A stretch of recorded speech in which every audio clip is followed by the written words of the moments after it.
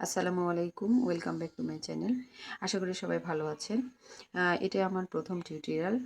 আশা করি আপনারা আমার সাথে থাকবেন এবং চ্যানেলটিকে সাবস্ক্রাইব করবেন। কুশিটা কাটার যে কাজের প্রাথমিক ধারণা আজকে এই ভিডিওর মাধ্যমে আমি শেয়ার করব। যারা কুশি কাটা কাজ শিখতে আগ্রহী এবং সহজে শিখতে চান তারা তাদের জন্য এই ভিডিওটি। চলুন তাহলে শুরু করা যাক।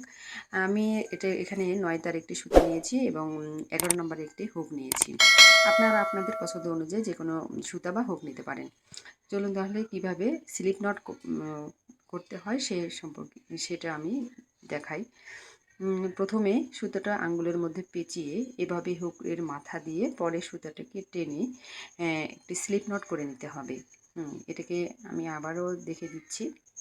স্লিপ নট আবারও দেখে দিচ্ছি। প্রথমে আঙ্গুলের মাথায় সুতাটি জড়িয়ে পেঁচিয়ে তারপরে হুকের মাথা দিয়ে পরে সুতাটিকে টেনে এভাবে একটি স্লিপ নট করে নিতে হয়।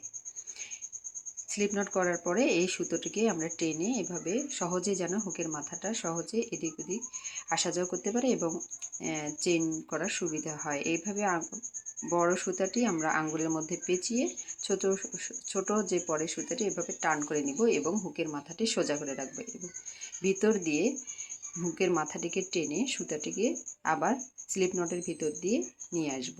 একটি চেন, দুটি চেন, তিনটি চেন, এভাবে প্রত্যেকটি চেন তৈরি করব। এভাবে প্রত্যেকটি চেন তৈরি করব। অনেক সহজ। যারা একদমই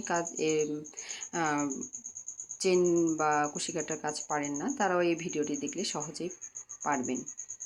আশা করি ভিডিওটি ভালো লাগলে আমার চ্যানেলটিকে সাবস্ক্রাইব করবেন এবং পাশে থাকবেন।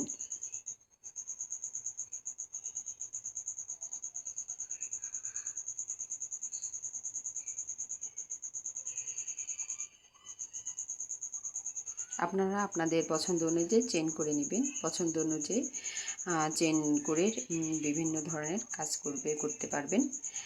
এভাবে চেন যতখানি পর্যন্ত করা যায় করতে পারবেন।